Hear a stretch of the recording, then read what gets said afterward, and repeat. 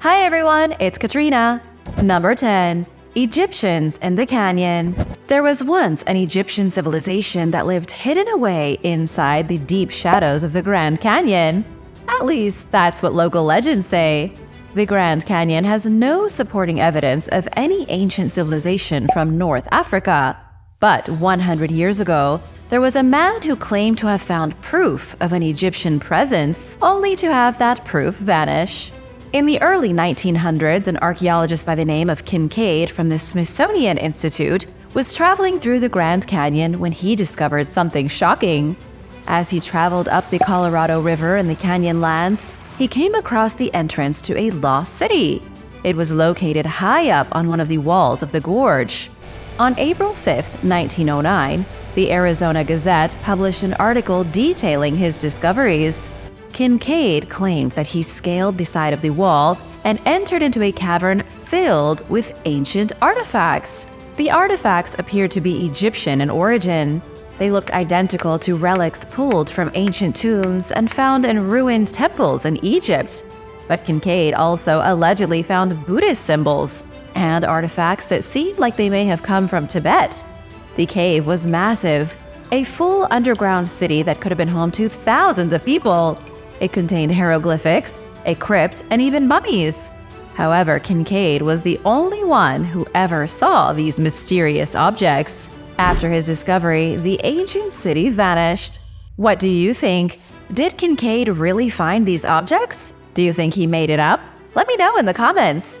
Nobody was ever able to find its entrance again, and there were rumors that the Smithsonian had cleared out the artifacts and destroyed them. If Kincaid's story is to be believed, why do you think the Smithsonian would destroy all evidence of it? Let me know your thoughts in the comments, and be sure to subscribe if you haven't already. Number 9. The Dillman. The Dillman civilization flourished in the Arabian Peninsula at the same time the four cradles of civilization in the Old World were prospering. The four main civilizations were ancient Egypt, Mesopotamia, the Harappan, and the Yellow River civilization. But unlike the four major societies that bloomed at the beginning of humanity, the Dillman did not settle on the edge of a river. Most civilizations chose river lands because they supplied fresh water and were easier to manage when it came to agriculture. The Dillman people flourished on a small island in what is now the Kingdom of Bahrain. But because they held a strategic position in the Persian Gulf, they were able to gain the upper hand in the world of trading. They became powerful and wealthy by controlling all the goods moving in and out of the region. The Dillman survived from between roughly 3000 and 800 BC. Their power began to dwindle after their island came under siege by the mighty Assyrian Empire. After that, they lost most of their commercial power because they no longer controlled merchants moving through the Persian Gulf. Between 1000 and 800 BC, they slowly shriveled up and died. Their extinction was hastened by a pirate boom in the Persian Gulf.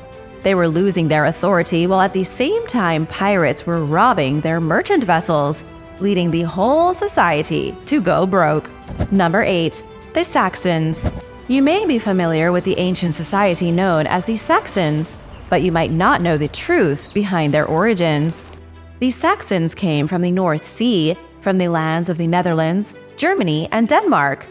They gave the Roman Empire major trouble in the 2nd and 3rd centuries, considered a tribe of barbarians, and in a way, they were barbaric.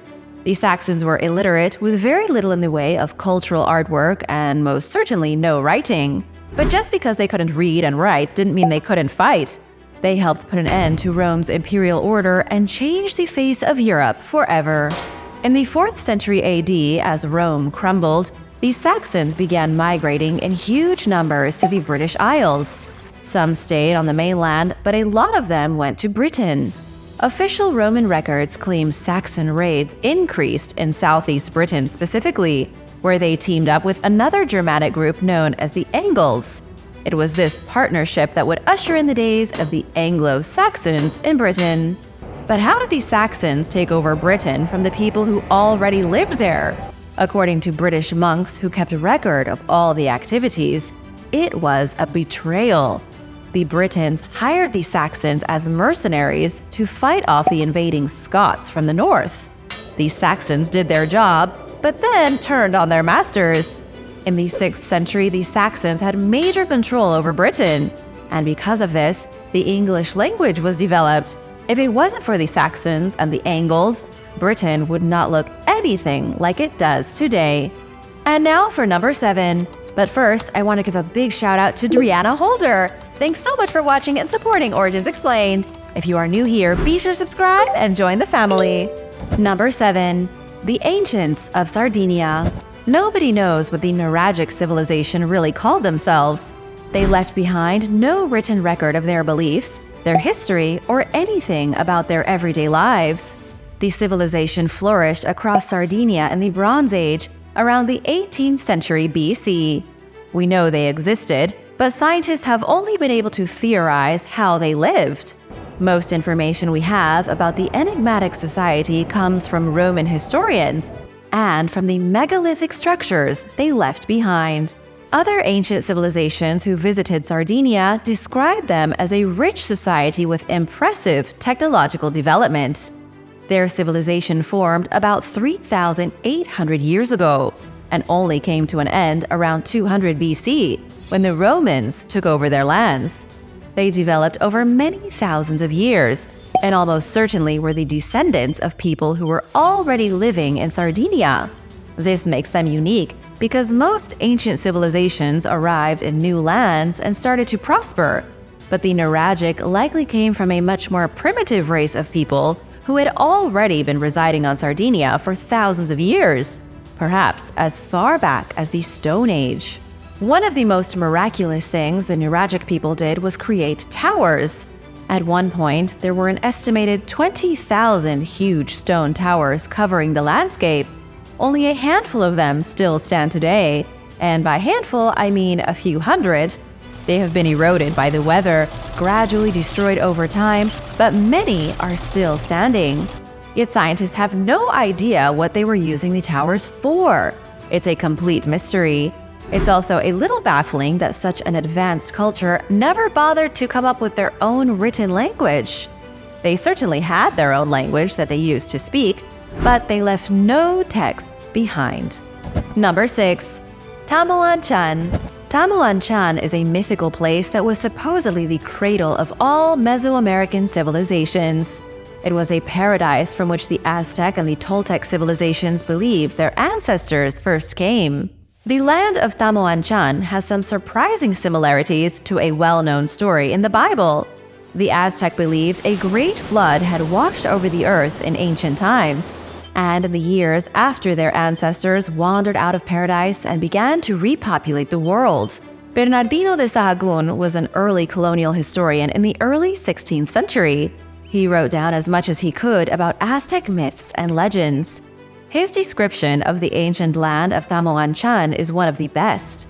The Aztec believed that after the flood, the few surviving people came from the sea in a fleet of great ships. They landed to the north of central Mexico, then came to a place deep in the mountains that they called Tamawan Chan. It was settled, and only thousands of years later did people wander out of the blessed lands and into the territory of the Aztecs. Nobody knows where Tamawan Chan is located today. That said, many historians think it could have been a real place. This could have been a great city founded thousands of years ago, long before humans moved south into the rest of the Americas. Number 5. Industrial Earth. Are there traces of an industrial civilization that prospered on our planet before the rise of humans as a species? It's a big question with big implications. Conspiracy theorists call it the Silurian hypothesis. The idea is that millions and millions of years ago, shortly after the extinction of the dinosaurs, there was a civilization that grew to be incredibly advanced. They were so ahead of their time that they destroyed themselves.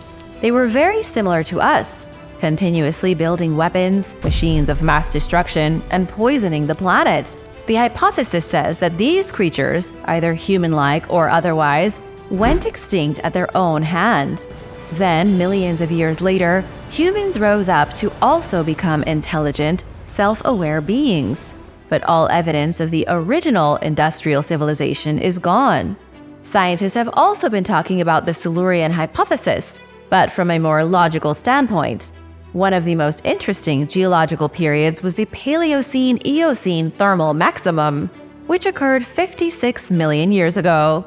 Gavin Schmidt, an Earth scientist, says carbon levels spiked during this time in history, causing temperatures to sharply rise. The rise in temperatures caused global ecosystems to collapse. Schmidt, who was the director of NASA's Goddard Institute in 2022, wondered what caused such an intense burst of climate change. It's unusual because it's very similar to the climate change the planet is currently going through, which has been largely made worse by human advancement.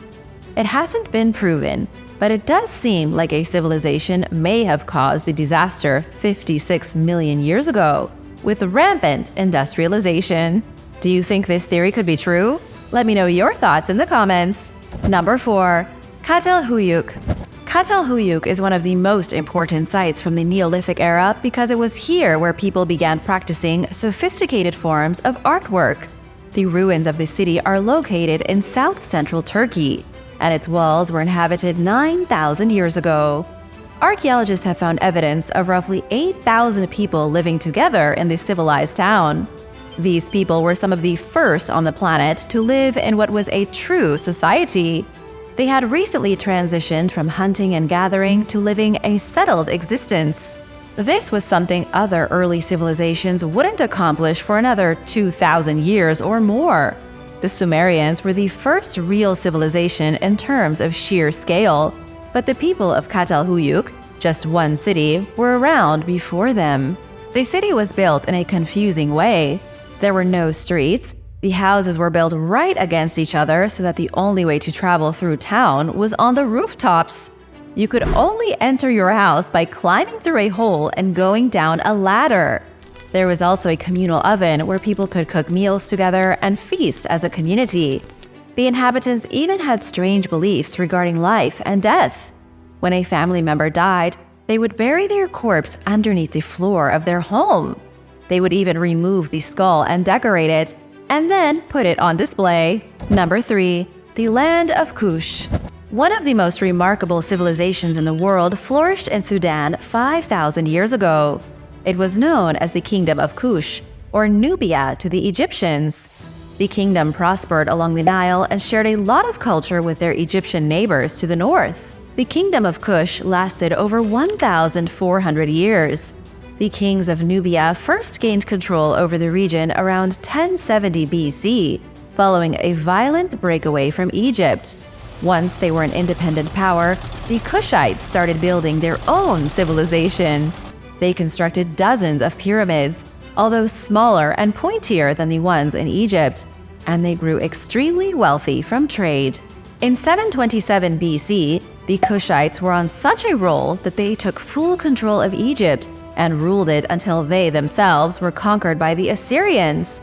It was only when Rome took over Egypt 2,300 years ago that the Kingdom of Kush started to flounder. 600 years later, in the 3rd century AD, the kingdom was no more. Today, all that remains of the once proud kingdom are their shattered pyramids, slowly falling apart in the vast, windswept desert. Number 2. The City of the Monkey God. In the northeast of Honduras, located in a remote corner of the country, there is a place called La Mosquitia Rainforest. It's within this dense jungle that an ancient city stands in ruins, entangled in heavy roots. It's the City of the Monkey God, a place where an ancient civilization once dwelled, isolated from the rest of the world in the depths of the jungle. You may know the city as La Ciudad Blanca, first mentioned by Spanish conquistadors in the early 16th century. The Spanish learned of a mysterious city built out of pure white stones. Many went looking, but no one was able to find it. La Ciudad Blanca, or the White City, wasn't mentioned again until the 1920s, when a local Honduran claimed that he came across its ruins while looking for rubber deposits. But there wasn't any physical proof until recently, when scientists were able to use lasers to look underneath the jungle canopy. Only then did they see for themselves that there really are ruins being eaten by the bush. We now know this city is where everyone's been saying it is for the past 500 years. The bad part is that we still don't know anything about the people who built it. We don't know when they built it, where they came from, or why they abandoned it. The White City is one of the greatest archaeological mysteries scientists don't seem able to solve. Number 1. Eridu and the Sumerians. The ancient Sumerians were the first advanced civilization in the world, and their first city was a place called Eridu. It's been discovered in the ancient ruins of Mesopotamia, originally built around 5,400 BC. That was almost 7,500 years ago, long before the days of ancient Egypt and long before the days of the Bible. The ancient Sumerians believed Eridu was a city created by the gods, which they established on the face of the earth to be a starting point for human civilization. It was thought the great god Enki lived here, the same god the Akkadians called Ea. The other principal deities of Eridu were Inanna, Enlil, and Anu. As the first city in the world, Eridu became the epicenter for myths that would be altered and propagated for centuries. According to the Sumerian king list, an ancient document detailing the first rulers of the civilization, Eridu was built by gods who came down from heaven. Years later, after the Sumerians had vanished, other city-states in Mesopotamia looked back at Eridu as being a golden age. Some have even suggested the biblical author of Genesis had Eridu in mind when crafting the Garden of Eden as a mythical paradise. So, what happened to the world's first civilization? Historians believe they likely overused the land. They used up their nearby resources, causing them to abandon Eridu around 600 BC.